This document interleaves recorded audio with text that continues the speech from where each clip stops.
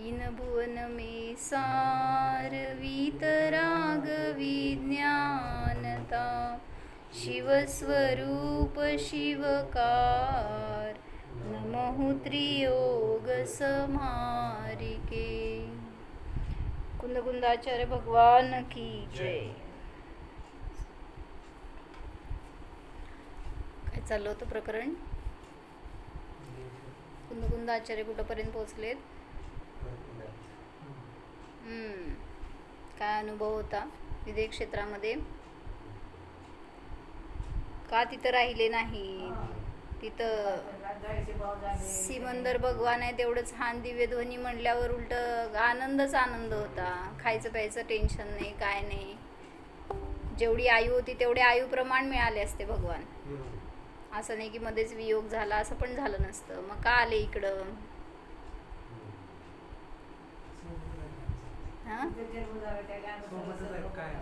सोबतच आहेत होय.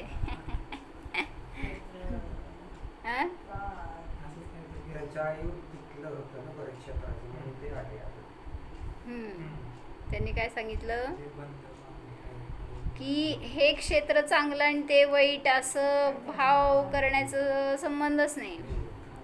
म्हणजे क्षेत्राच्या विषयी समता भाव हे सांगितलं होतं ना. म्हणजे तिथं काय आहार मिळाला नसता असं नाही, त्यांचं तिथं चर्या झाली नसती असं नाही, पण अनेक प्रकारांनी अनेक वेगळ्या वेगळ्या प्रकारांनी त्यांनी विचार केला आणि तिथं ते का आले हे सांगितलं होतं. साक्षात कल्पवृक्ष फला हो, मुक्तिदातार साक्षात कल्पवृक्ष फला हो, वहाँ से जाने की कौन सोचे, उसकी शीतल छाया में 8 दिवस कब व्यतीत हो गए ध्यान ही नहीं रहा. आणि मग त्या 8 दिवसांमध्ये त्यांच्या सगळ्या शंकांचं समाधान वगैरे झालं आणि त्याच्यानंतर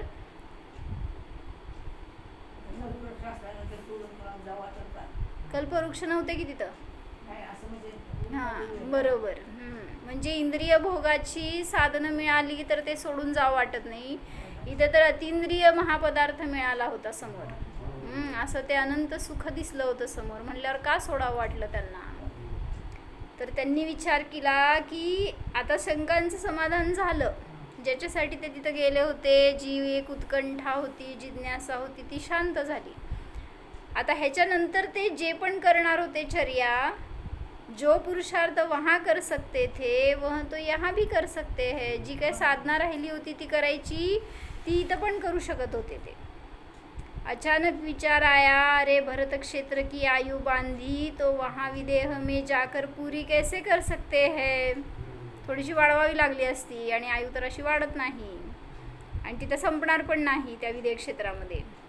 म्हणून ह्याच्यावरनं हे पण सिद्ध होतंय, ज्यांची आयु अल्प राहिली त्यांना विदेहामध्ये नेता येत नाही. म्हणजे असं कोणी देव लोक उचलून नेणार असतील तर तुमची आयु संपत आली आणि घेऊन गेलेत असं होणार नाही. मग आयु आहे शेष तर तुम्ही जाऊन परत येऊ शकताय. नाही त्यांचं काउंट होणार की, आयु तर आहेच की, फक्त आयु तिथं संपणार नाही आहे. इथली आयु तिथं संपणार नाही म्हणून संपायच्या समोर कोणी तिथं जाणार नाही असं. त्यामुळं निश्चिंत होतं की. प्रश्न काय विचारले तिथं? ते म्हणाले की भरत क्षेत्राची आयु आहे बांधलेली, तर ती आयु विदेह क्षेत्रात जाऊन कसं काय पूर्ण होईल? असं होणार नाही. इथली आयु आहे ती इथंच भोगावी लागणार, इथंच संपणार. असं तिथं जाऊन, कारण तिथं आयु जास्त आहे सगळ्यांची, सगळं जास्त वेगळं प्रमाण आहे ना सगळं. आयुचं, शरीराचं, सगळ्या सुखभोगांचं सगळं प्रमाण वेगळं आहे ते. त्यामुळं तुम्ही काय जिज्ञासा होती त्यांना तिथे विचारायला गेलेले सिमंदर? शंका जे काय आल्या असतील त्यांना, एवढंच म्हटलं त्यांनी की 8 दिवसामध्ये त्यांच्या सगळ्या शंकांचं निरसन झालं. काय शंका होते ते नाही सांगितल्या, फक्त झाली होती एक जिज्ञासा, त्यांचं दर्शन करण्याची तीव्र भावना झाली होती म्हणून तर ते तिथे जाऊ शकले. मग त्यात निमित्त ते कोण देव घेऊन गेले किंवा त्यांची स्वतःची वृद्धी होती, हे सगळं कारणं सांगितली त्यामध्ये. तर जी आयु इथं बांधली आहे ती इथंच संपणार, असं कुठं बाहेर परत क्षेत्रामध्ये जाऊन संपणार नाही. और सिर माथे संग संचालन का भार भी तो है. 8 दिवस तिकडे गेले होते तर संघ थांबला होता का? कसं संघाचं संचालन चालू होतं. उपाचार्य से स्थायी अनुमती लेकर भी तो नहीं आया.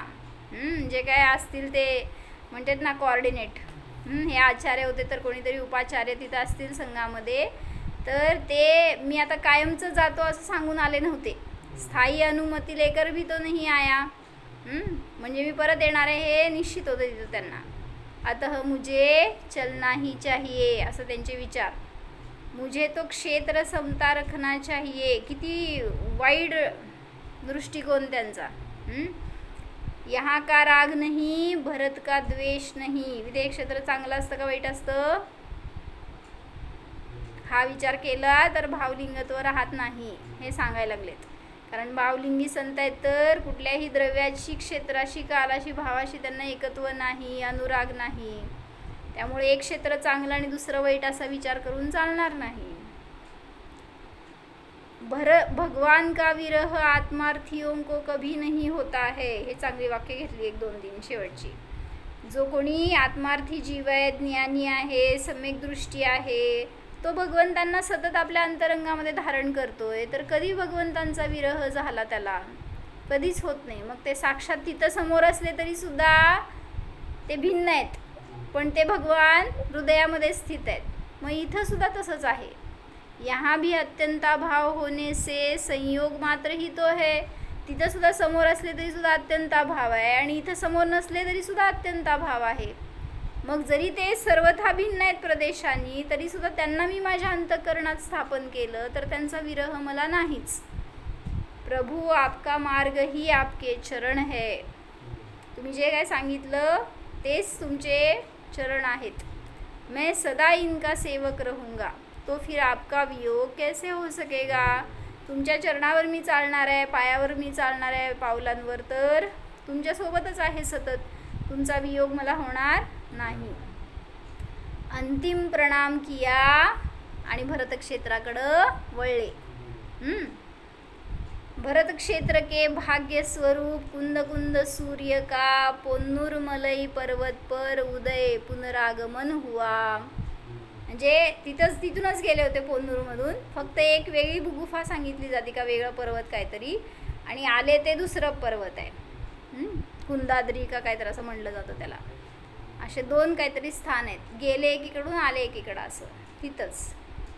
कुंदाद्री हे तपस्थळ आहे ना त्यांचं, काहीतरी असं म्हणते. ते 2 ठिकाण आहेत तिथं, 2 पर्वत आहेत.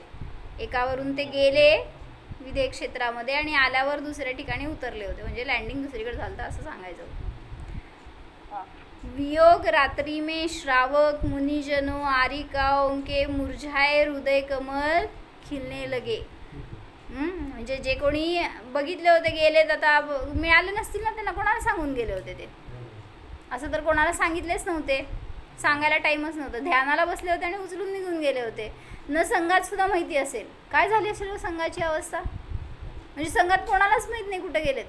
असं अचानक गायब झाले असतील तर म्हणजे काय सांगितलं असणार का असं इन्फॉर्मेशन, थोडीशी काहीतरी मेसेज व्हॉट्सअप. तेच ना, मग कसं समजणार संघामध्ये काय झाली असेल हलचल. काय म्हणायचं, खलबल आणि हलचल मिळून झालं. म्हणजे सगळे शोधत बसले असणार. पंचम काळ आहे, मोक्ष तर होणार नाही. आणि मग गेले कुठं? कोणी खाल्लं का, कोणी पकडलं का, कुठं निघून गेले का.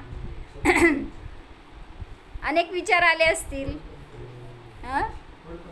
हुडकून परेशान झाले असतील. तुलाच चिंता त्यांची सगळ्यांची. आणि मग त्या वियोगामध्ये अनेक श्रावक मुनी आरिका असं कोमेजून गेले असतील असं म्हणायचं त्यांना, त्यांचं हृदय कमल. आणि त्यांना आता पाहिलं तर सगळे आनंदी झाले. कुठं गेले आणि कुठून आले काय कळलंच नसेल. आचार्य की प्रशांत मुद्रा, झलकता आत्मिक संतोष, चारित्र की सुगंध, सब कुछ कह रही थी. म्हणजे अजून कोणाशी काय बोलले नसणार आहे, पण ते न बोलताच सगळं समजलं असणार आहे लोकांना की काहीतरी यांना प्राप्ती झाली आहे, काहीतरी ते खूप आनंदात आहेत. परंतु सुने बिना आनंद कहा, म्हणून सगळेजण समोर बसले. तुम्ही का बसलाय हो? काय झालं काय झालं काय झालं हं? तिथं तर साक्षात ते जाऊन आले होते म्हणल्यावर त्यांना किती आनंद. आपल्याला तर सगळं सेकंड हँड मिळायला लागलंय, पुढं आलंय ते वाचायला आपल्याला आनंद. सुने विना आनंद कहा. हं? त्यांनी तिथं गेल्यानंतर प्रश्न विचारतात ना, तर ते प्रश्न हे होतं का, मी म्हणजे असं ऐकलंय एकांकडून की 5 द्रव्य स्वभावरूप परिणमन करतात, खरं जीव एकच की विभावरूप पण परिणमन करतो, तर ते कसं, असं काहीतरी क्वेश्चन होतं का ते?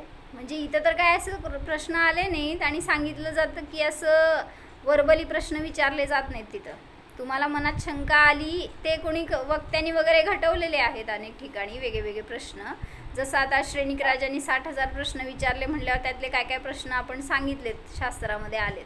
पण असं थोडी त्यांनी काय विचारलं असं शब्दातनं भगवंतांना. असं मनात शंका आली की तिथं त्या ओंकार ध्वनीतनं त्याचं निरसन झालेलं असतं. असंच इथं सुद्धा कुंद स्वामी जाऊन बसले असणार आहे, त्यांच्या मनात बस शंका उठायला आणि तिथं त्या दिव्यध्वनीचे शब्द ऐकू यायला ते सगळ्या शंकांचं पण निरसन झालं असणार. पण कुठं अनेक ठिकाणी असं वक्ता म्हणून घटवला जातो की काय त्याच्या शंकांचं निरसन करण्यासाठी कुठल्या शंका होत्या वगैरे. असं इथं तर काय त्यांनी खुलासा केला नाही. तर काय सांगायला लागले, ते समोर येऊन बसलेत आता कुंद स्वामी, त्यांच्या चेहऱ्यावरून आनंद झळकतोय. आता हे सगळे समोर बसलेत श्रावक गण आणि मुनी वगैरे संगस्त सर्वजण, आणि त्यांना ऐकायचं आहे की काय इतका आनंद झालाय तुम्हाला, सांगा आम्हाला पण. असं उपाचार्य ने सबको संकेत से जाने को कहा. अरे जे ऐकायच्या आधीच बिना बोले ही संकेत से समझा दिया. काय असं मुनी बसले असतील मस्त आनंदात, असं कुंदाचार्य आणि सगळे असे समोर गच्च गर्दी भरली असेल आणि तिथं ते उपाचार्य सांगते जावा. असं कसं, जरा पेट तो देखो, 8 उपवास एवं सिमंदर स्वामी के विरह की पीडा से उभरने तो दो. जरा श्वास तर घेऊ देत त्यांना, असं म्हणायचं असेल. त्या उपाचार्यांनी सांगितलं सगळ्यांना आफ्टर द ब्रेक, असं थोड्या वेळाने या, असं का.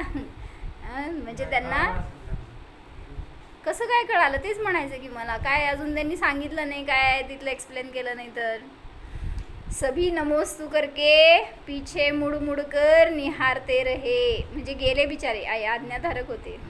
जावं म्हटलं की सगळ्यांनी नमोस्तु करून न सांगता नाही बरं का, न बोलता संकेत सांगितला की तुम्ही जावा उपाचार्यांनी. आणि ते सगळे बिचारे गेले, पण जायची इच्छा नसताना पण मुड़ कर देखते हुए गए. दुर्लभ रत्न को देखना कौन न चाहेगा. कुठलं रत्न, आचार्य रत्न आहेत ते. त्यांना त्यांचं आनंद असं ते भोगत होते. तर ती मुद्रा अशी दिसत होती की त्याला पाहण्याशिवाय कोणाला राहावे ना, त्यांना पाहण्याची इच्छा कोणाला होणार नाही. अंततः चले गए. आहारचर्या के बाद सभी जिज्ञासू पुनः जुड़ गए. सगळे आलेच परत. आँखों एवं कान की तृष्णा बढ़ती जा रही थी. काय म्हणते, क्लायमॅक्स होतं ना पुढं. थोडा वेळ काय म्हणायचं, जेवढं वेळ वाढत जाते तेवढं जिज्ञासा वाढत जाती, आतुरता वाढत जाती. काय काय काय, कारण दुसरं कोण सांगणार नव्हतंच तिथं, ते एकटेच सांगणार काय सांगायचं ते. ते काय सांगणार. संक्षिप्त संबोधन ही हो सका.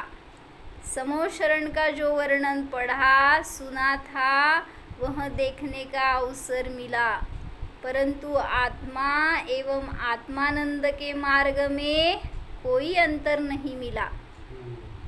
म्हणजे मी इथं जे आत्म्याचं वर्णन वाचलंय, आत्म्याचा आनंद भोगलाय, त्याच्यापेक्षा काय वेगळा आनंद मला तिथं नाही आला.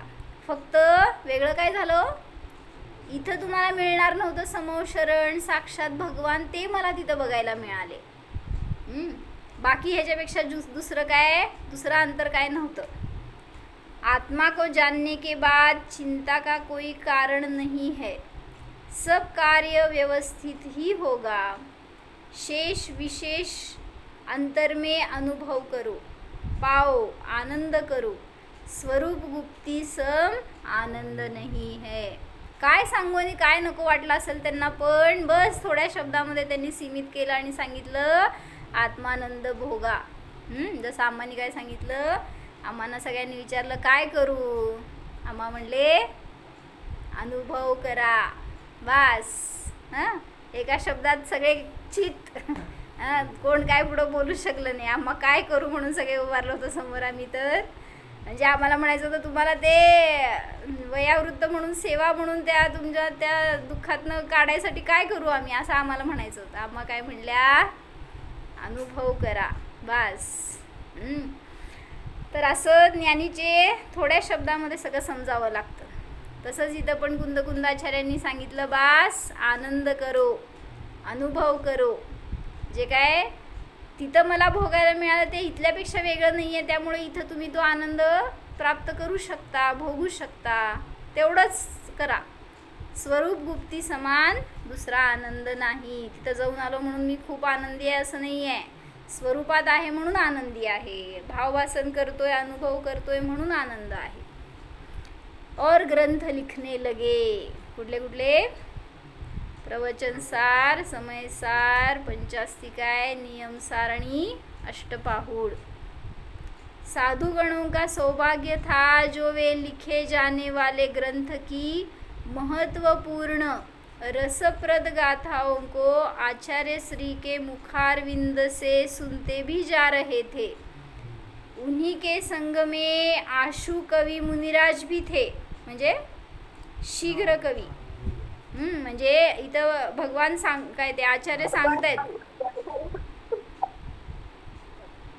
आचार्य वर्णन करतायत काय काय त्यांनी तिथं ऐकलं असेल, काय अनुभव घेतला असेल, त्याचं सगळं रसमय गाथांचं रचना चालू आहे. आणि त्याच वेळी तिथं असणारे मुनिराज ते ऐकत पण आहेत. आणि ते ऐकत असताना त्यातून शीघ्र कविता पण रचतायत.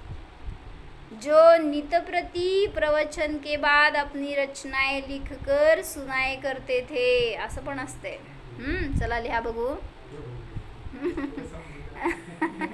कविता लिहू नका, जाऊ दे 4 शब्दात वर्णन तर लिहा, काय समजलं आपल्याला. आज तो संयत की गाथा सुनते ही अद्भुत रचना तैयार हुई और जिसको सुनकर आचार्य श्री के वदन पर स्मित आ गया. म्हणजे ज्यांनी रचना केली होती ती अशी संयमावर रचना केली आणि ती इतकी अद्भुत होती की त्या आचार्यांना सुद्धा त्याच्यावर आनंद झाला असं सांगायचं आहे. आता संयताष्टक काय सांगायला लागले, म्हणजे काय त्यांनी वर्णन केलं असेल कुंदाचार्यांनी आणि त्याच्यावर ह्यांनी असं काव्य रचलंय.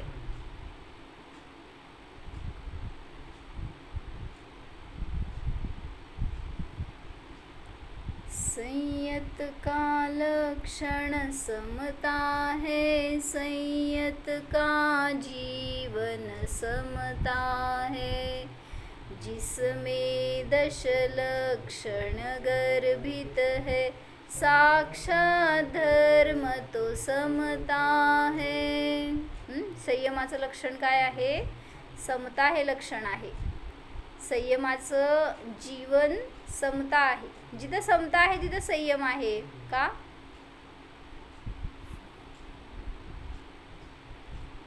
समतेशिवाय संयम का नाही?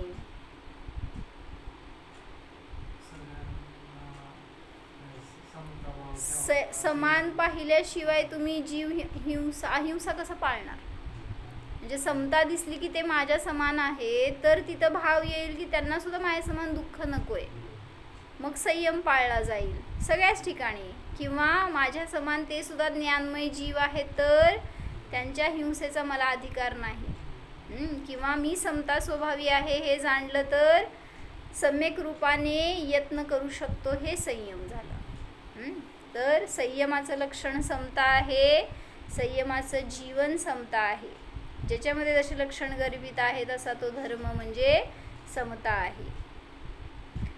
विषय वासना से विरहित निरपेक्ष शुद्ध निश्चल स्वाधीन सहजानंदमय परमानंदमय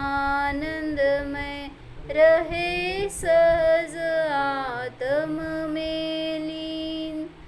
मोह क्षोभ से शून्य ज्ञानमय निज परिणति ही समता है.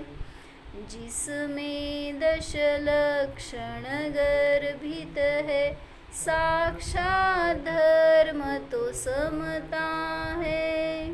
छान सांगितलं. म्हणजे रचलंय बरं का त्यांनी आता शीघ्र कवींनी. विषय वासनेने रहित निरपेक्ष शुद्ध स्वाधीन निश्चल अनुभूती कशी आहे ती? परम आनंदमय आहे, सहज आनंदमय आहे. सहज आत्म्यामध्ये लीन झाला असताना मोहक्षोभाने हा जीव शून्य होतो आणि ज्ञानमय निज परिणतीमध्ये रमतो. तीच समता आहे. काय सांगितलं असेल आचार्यांनी? संयमाचं लक्षण सांगायला लागले तर त्याच्यामध्ये त्यांनी हे समताचं भाव काढला. तत्वों का श्रद्धान है सम्यक न्यायक में ही अहम हुआ, इष्ट निष्ट कल्पना नाशी निर्मल भेद विज्ञान हुआ, सहज तृप्त निष्काम परिणति किंचित नहीं विषमता है, जिसमें दश लक्षण गर्भित है, साक्षात धर्म तो समता है. काय सांगितलं मा? तत्वों का श्रद्धान सम्यक न्यायक में ही अहम हुआ. तत्वाचं सम्यक श्रद्धान झालं आणि ज्ञानामध्येच हा मी असा अनुभव सुरू झाला, अहमची प्रतीती झाली. त्यामुळं तिथं इष्ट अनिष्ट कल्पना नष्ट होऊन निर्मल भेद विज्ञान प्रगट झालं. सहज तृप्त हे शब्द तर सगळे सोपे वाटतात, पण रचताना त्यांनी कसं रचलं असणार आहे? म्हणजे एखादं लेख लिहिणं सोपं आहे, पण काव्य लिहिणं म्हणजे किती त्याला कुशलता पाहिजे, किती एक कला पाहिजे, एक काय म्हणायचं, एक ॲबिलिटी आहे ती वेगळी. म्हणजे कविता सगळ्यांच्या बसची बात नसते. सहज तृप्त निष्काम परिणती किंचित नाही विषमता आहे. म्हणजे त्याला खूप ऑब्झर्वेशन पाहिजे, कॉन्सन्ट्रेशन पाहिजे, परत त्याच्यामध्ये त्या शब्दांची जोडणी पाहिजे, कला असते ती एक शेवटी. प्रयत्न करायला जाऊ नका. म्हणून सहज तृप्त निष्काम परिणती किंचित नाही विषमता आहे. जेव्हा आत्म्याला जाणतो त्याच्यामध्ये किंचितही विषमता राहत नाही. तसंच आहे. समतेचंच वर्णन करतायत, त्यामुळे त्याच्यामध्ये पण समताच आली. म्हणजे शेवटी वेगवेगळे कवी आहेत ज्यांनी वेगळ्या वेगळ्या अपेक्षेने समतेचं वर्णन केलं. परीश हो में चलित न होवे, उपसर्गो में अडिग रहे, परम जितेंद्रिय हो अतीन्द्रिय, ज्ञानानंद में तुष्ट रहे, मन वच काया में भी जिनको रही लेश नहीं ममता है, जिसमें दश लक्षण गर्भित है, साक्षात धर्म तो समता है. सांग ट्रान्सलेशन.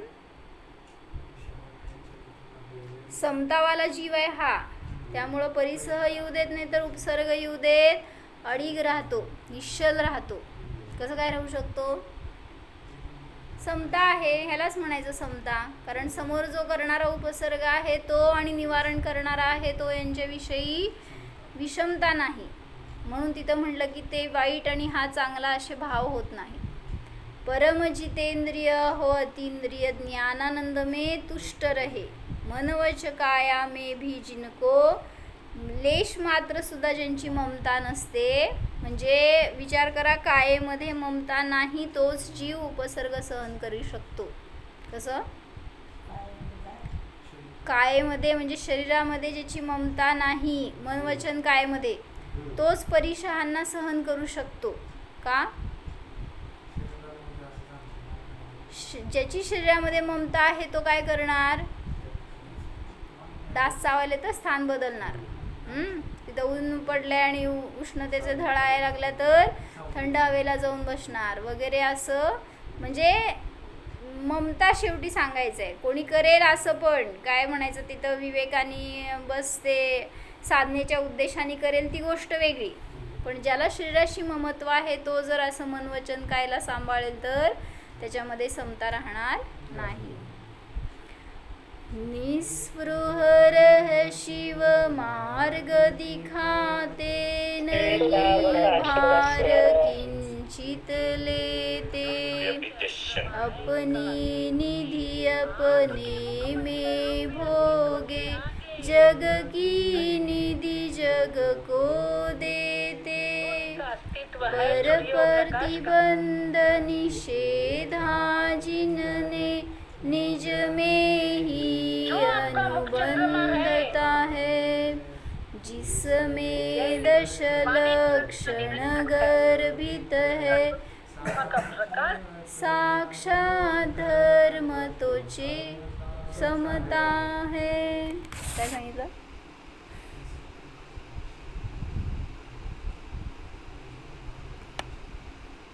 निस्पृह रहे. निस्पृह म्हणजे निरपेक्ष, स्पृहा म्हणजे इच्छा.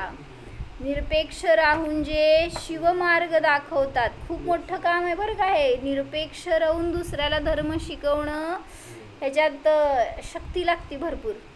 म्हणजे आता समजा कोणी त्यागी आहेत आणि आहाराला आलेत आणि तुम्ही त्यांच्या आहाराकडे लक्षच नाही आहे.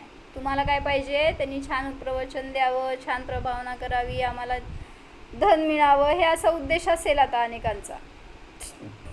तर त्यांच्या आहाराकडं, त्यांच्या सेवेकडं, त्यांच्या अनुकूलतेकडं कोणाचं लक्ष नसेल. त्यागींचे काय भाव तुमचे नाही बघायचे, त्यागीचेच बघायचे. त्यागीचे भाव काय होणार, काय व्हायला पाहिजेत, काय असतात.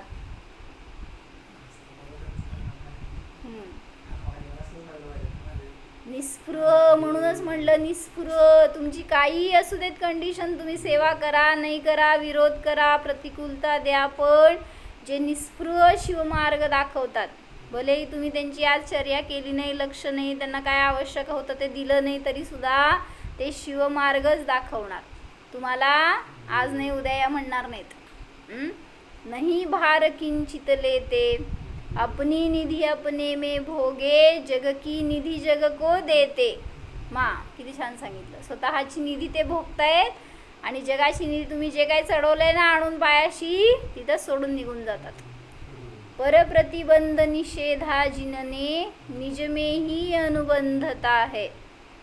असं एक महाराजजी होते ना सोलापूरला, तर त्यांना असं आम्ही डायऱ्या दिल्या होत्या, तुमचे अनुभव लिहा म्हणून, प्रवासात वगैरे, कधी विहारात. आणि मग ते म्हणले की, आम्ही विचारलं त्यांना की तुमचे मागचे अनुभव, चिंतन लिहिलेलं काय असेल तर वाचायला द्या असं. ते म्हणले मी जिथं लिहितो तिथं सोडून जातो म्हणले. हे बरोबर, पण ठेवत नाही. असंच त्यांना दिलं होतं डायरी आम्ही, तर ते विहारात कुठंतरी त्या शाळेतच ठेवून आले. म्हणजे विहारातला तर अनुभव वाचायचा होता आम्हाला, पण ते म्हणले आम्ही ते पण आणत नाही. म्हणजे त्यांचं पण असं जरा चिंतनाची दिशा होती. ते कुठंतरी बसले होते एका खोलीमध्ये, असंच काहीतरी विहारात आलेलं स्थान होतं एक, आणि त्या खोलीत बसलेले असताना तिथं अनेक अशुभ चिन्ह होती. तर आणि झालं काय की ते मागं पुढं कुठं स्थान नव्हतं राहायला, त्यामुळं आम्हाला ते घ्यावं लागलं होतं, ते स्थान घेतलं होतं राहायला म्हणून. आणि खाली सवळं केलं होतं, एकच खोली होती, आणि वर नवीन बांधकाम चाललं होतं, तिथं पण एकच खोली होती, ती राहायला दिली होती 2 महाराजांना. तर ते राहिले तिथं होते, पण नेमकं असं झालं होतं की विहार करून यायला उशीर झाला होता. त्या संघातले दुसरे छोटे महाराज जे होते त्यांना आदल्या दिवशी अंतराय आली होती, आणि ते सगळे आलेले चालत, त्यांना भूक लागली होती आणि सगळ्यांना नाश्ता पाहिजे होता. ते महाराज दोघं वर बसलेले, बायका 4-2 असतील, ते सगळे ह्याच्यामध्ये बसले होते, सवळ्यामध्ये काम करत होते. 1-2-4 बायका होत्या त्या. पण 2 महाराज पटणार, लवकर येणार म्हटल्यावर गरज होती की जास्त जणांची, असं काहीतरी. त्यामुळे माणसं कमी पडत होती स्वयंपाकाला तिथं. आणि हे सगळे आलेले पुरुष पण तिथं आहार करायला जात होते बनवायला. पण हे सगळ्यांना चालून आल्यामुळे इतकी भूक लागली होती की ते नाश्त्यासाठी म्हणून वाट बघत बसले होते. आणि हे सगळं महाराज वरून बघत होते बरं का. म्हणजे महाराजांचा उद्देश एवढा होता की ते जे दुसरे छोटे महाराज होते, वयाने खूप छोटे होते ते, आणि त्यांना अंतराय होते आणि त्यातनं ते 10 किलोमीटर चालून आले होते. मग त्यांचं लवकर व्हावं हे महाराजांचा उद्देश होता, पण याच्याकडं कोणाचं लक्ष नव्हतं. आणि मग ते गोंधळ चालला होता, ते स्वयंपाकी जे होता त्यांनी नाश्ता करून देणारा उशीर केला, असं काय काय झालं. आणि त्या दिवशी अनेक अनिष्टकारक घटना घडल्या. मग त्यांनी ते डायरीमध्ये लिहिलं होतं. नेमकं म्हणले जी खोली राहायला दिली होती ना, त्या खोलीमध्ये घुबड होता. घुबड हे अशुभ सूचक असते. म्हटले आत गेलं की बघितलं की त्या खिडकीच्या वर कुठं तरी कोपऱ्यात का काय असं घुबड बसला होता. आणि हे सगळं उशीर झाला ते पण त्यांना दिसलं आणि सगळ्यांचे क्लेश झाले खाली वगैरे, हे सगळं बघत होते महाराज. आणि ते सगळं झाल्यावर पण उशीर झाला. 12 वाजता आम्ही 11:30 दरम्यान आम्ही पाणी घेऊन गेलं असेल आहाराला, चला म्हणल्यावर महाराज म्हणले सामायिकाची वेळ आहे, यावेळेत उठत नसतो. पण उठायची फार गरज होती म्हणल्यावर आम्ही खूप विनंती केली. तर महाराज म्हणाले की ही चुकीची वेळ आहे. पण आता महाराजांना अंतराय म्हटल्यावर ते तर उठणार नाहीत हे उठल्याशिवाय. म्हणल्यावर जबरदस्ती काकांनी आमच्या आग्रह केला म्हणल्यावर उठले आहाराला. उठले तर त्या ज्या खोलीत आले ना खालच्या, म्हणजे असावधानता आमची इतकी झाली तेव्हा, असं म्हणायचं आहे, चुका आमच्याच होत्या श्रावकांच्या. आणि त्या खोलीत प्रवेश केल्या ते एक ऑफिस होतं. असं साधं ऑफिस, म्हणजे एक खोली अशी, आणि तिथं त्यांचं सगळं टेबल मांडलेलं, कॅलेंडर लावलेले वगैरे असं सगळं होतं. त्यामुळे ते काय आम्ही काढायला गेलो नव्हतो. जेवढं आवश्यक आहे तेवढी जागा रिकामी करून घेतली होती. आणि तिथं होतं एक कॅलेंडर त्या देवीचं, म्हणजे ती देवी होती कालिका देवी टाईप असं काहीतरी, जी की ते राक्षसाचं वध करतीये असं ते चित्र होतं. मग ते आत आल्या महाराजांनी ते बघितलं आणि म्हटले हे पण अनिष्ट सूचक आहे. अशा अनेक गोष्टी घडल्या तिथं त्या दिवशी की ते सगळ्याचं मेळ बसायला दोन्ही महाराजांना त्या दिवशी अंतराय आली. आणि मग आम्ही आपलं जाऊन सगळेजण पायापाशी सगळे आपलं क्षमायाचना, महाराज चुकलं असं. तर महाराजांनी इतकं झाडून प्रवचन दिलं असेल सगळ्यांना. असं सगळे शिल्ड घेऊन बसलो होतो आम्ही दुपारी. म्हणजे कोणाला कशाची चिंता ह्याच्यासाठी, म्हणजे चर्या पण महाराजांना शिकवावी लागायला लागली होती, असं झालं. म्हणजे असं आपण अविवेकी श्रावक असतो.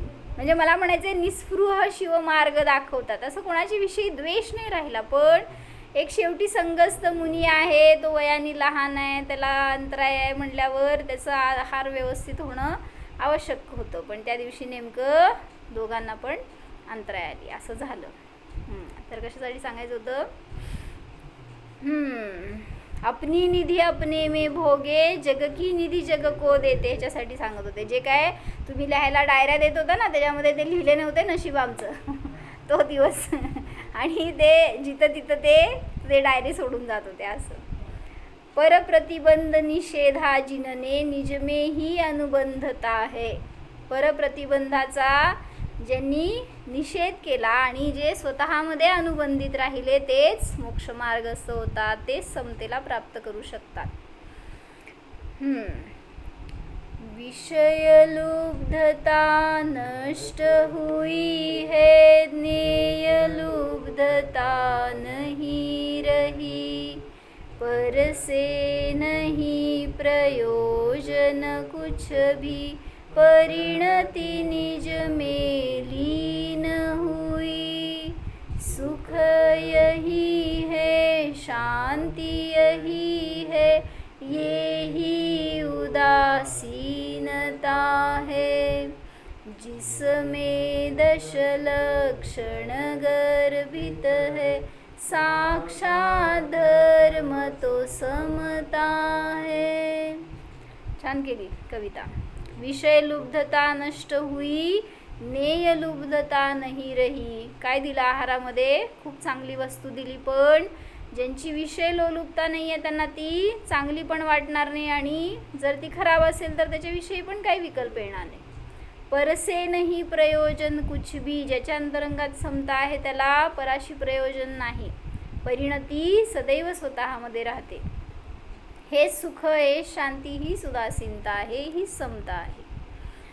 अरे क्षयोपशम नूनादिक हो, चाहे जैसा उदय रहे, इससे नहीं कुछ अंतर पड़ता, साधक नित निर्द्वंद्व रहे, धीर वीर गंभीर ज्ञानमय हो अलौकिक प्रभुता है, जिसमें 10 लक्षण गर्भित है, साक्षात धर्म तो समता है। क्षयोक्षम न्यून अधिक हो, चाहे जैसा उदय रहे. कोणाचं? स्वतःचं का समोरच्याचं? म्हणजे जो साधक आहे, आता ते जे साधू आहे ते जरी क्षयोक्षम कमी जास्त होऊ देत, काय ते नष्ट होऊ दे, तरी सुद्धा इसमें नहीं कुछ अंतर पडता, साधक नित निर्द्वंद्व रहे.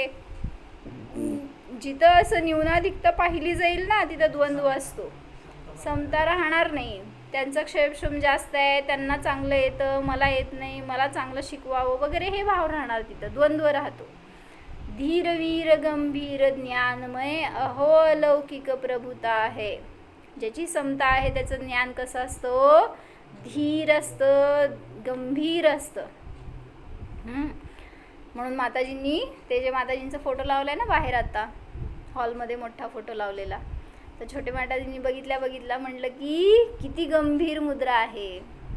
म्हणजे असं ते न हास्य आहे, न कोणाच्या विषयी काय पाहण्याची सांगण्याची भाव, अशी एक गंभीर मुद्रा आहे. असं ते दर्शन केल्यावर सुद्धा आपल्याला त्यातनं भाव समजतो त्यांचा.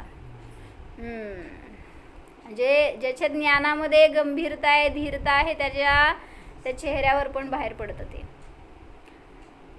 जब मोही भोगो में गाफिल मोह नींद में सोता है, इष्ट निष्ट कल्पना करके हंसता है और रोता है, तब निर्ग्रंथ संयमी योगी निजानंद में रमता है, जिसमें 10 लक्षण गर्भित है, साक्षात धर्म तो समता है.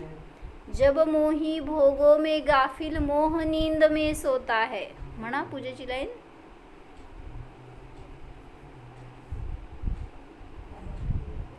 ते पूजेमध्ये पण हीच लाईन आली आहे ना, ह्याच भावाची.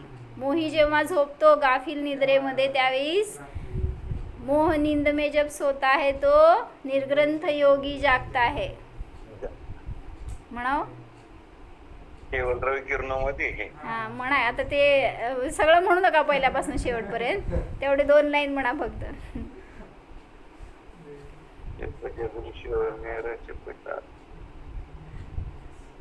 मा म्हणणार आहे,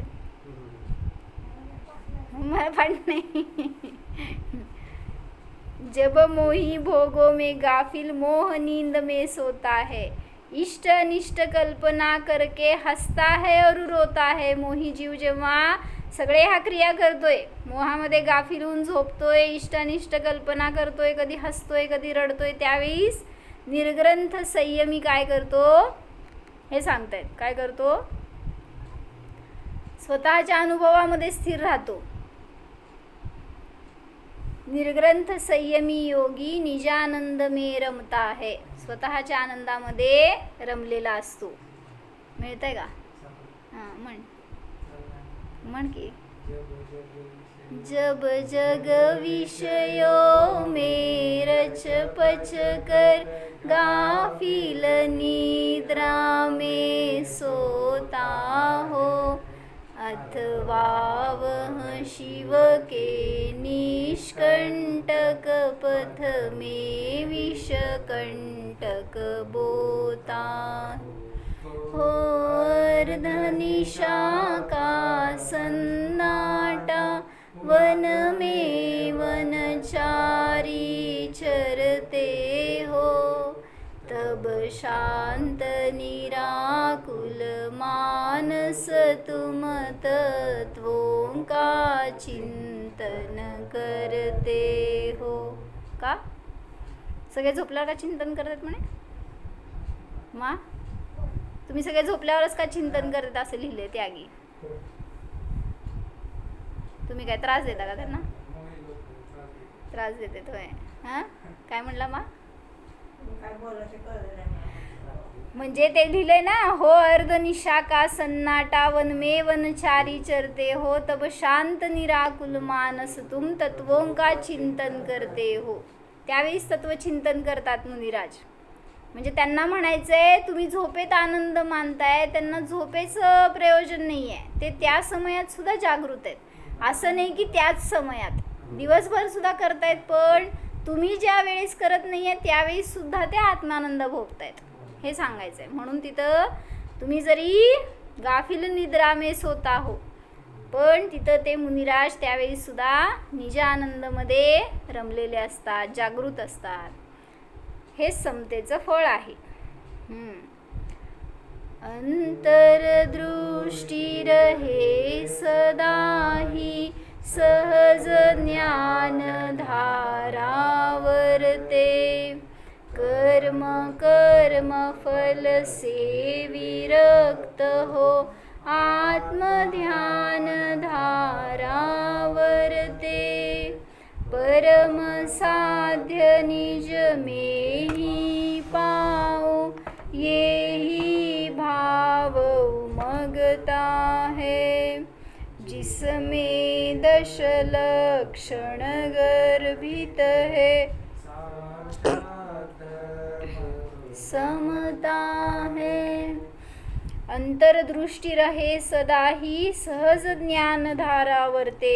ज्यांची सहज अंतर्दृष्टी आहे त्यांना ज्ञानामध्येच नित्य ते वर्तन करतात.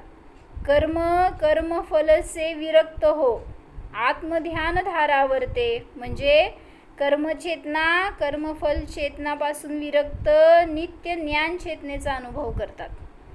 परम साध्य निज में ही पाऊ, येही भाव उमगता है. असं परम साध्य स्वरूप माझा आत्मा आहे, त्याला मी प्राप्त करावं, हेच त्या समतेचं त्यांचा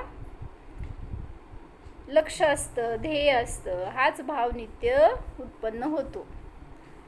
विदेह क्षेत्र से वापस आने पर परम अध्यात्म का जन्म हुआ. सारे जीवों को शुद्ध पारमार्थिक मोक्ष मार्ग बताने के लक्ष्य से उन्होंने समय सार आदि 84 पाहुड की रचना की. तुमच्याकडं तेवढ्या पाहुड उपलब्ध नाहीत, पण तेवढं त्यांनी रचलं. त्यांच्याकडून त्या रचना झाल्या होत्या. तर ते कधी मधी मिळाले तर जरूर वाचा. किती मिळेल तेवढे तर आहे तेवढं, ते पण एक पाहुड पण नाही असं म्हणा त्यातलं, जे काय आपल्याजवळ उपलब्ध आहे ते. त्यामुळं त्याचं अध्ययन करणं किती आवश्यक आहे. त्यांना काय लिहू आणि काय नको झालं असेल, किती त्यांना अनुभव आलेला सुंदर त्यांनी लिहिला त्या शब्दांमध्ये, आणि आपल्याला वाचायला पण वेळ नाही. कधी वाचायचं? शिबिरात.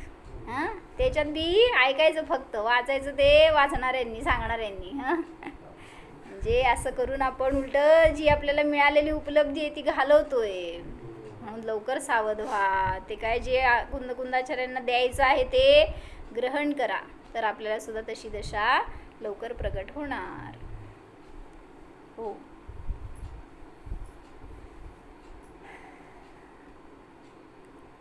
जाणा सांगा विशाल नाही तुम्हाला. जाणा हा मी समता स्वभावी शुद्धात्मा आहे.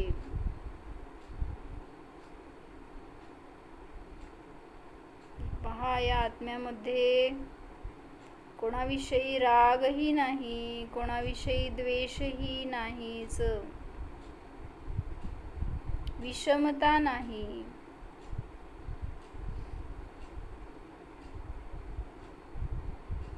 अपेक्षा नाहीत, तुलना नाही. मी आत्मा सर्वांचा ज्ञाता मात्र आहे.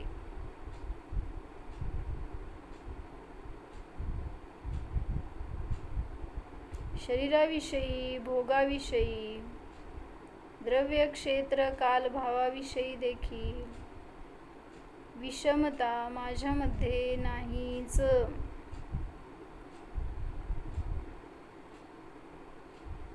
समस्वभाव जाणा.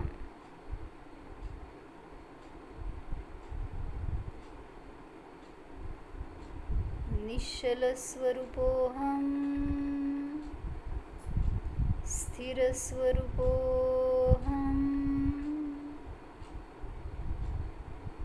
ज्ञाता द्रष्टा स्वरूपोऽहम्. ओम